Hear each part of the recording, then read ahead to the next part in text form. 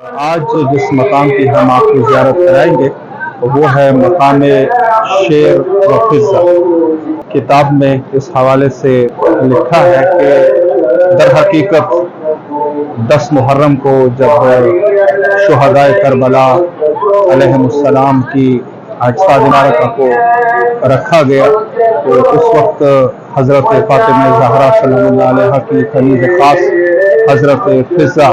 علیہ السلام نے اس مقام پر وہ تشریف لائی تھی اور ایک شعر کو انہوں نے مخاطب کر کے فرمایا تھا کہ وہ شعر آ جائے اور شہدائے کربلا علیہ السلام کی اجساد کی حفاظت کرے۔ بین الحرمین کے ساتھ یہ مقام موجود ہے، ابھی آپ زیارت فرمائیں، جو کہ بین الحرمین کے ساتھ ہے۔ یہاں سے آپ وارد ہوں گے اس کوچے میں اور یہاں پر آپ ملاحظہ فرما سکتے ہیں اور زیارت کر سکتے ہیں مقام حضرت فضہ اور شیر۔ یہاں پہ زیارت بھی لکھی ہوئی ہے اور یہاں پہ آپ اللہم صلی علی محمد و آل محمد حضرت فضہ کی شبیہ تصویر کی شکل میں اور شیر کی شکل میں، جہاں پر حضرت فضہ نے شیر کو یہ حکم دیا تھا کہ آپ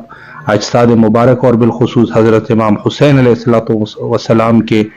جسد اطہر کی حفاظت فرمائیں دشمنوں سے۔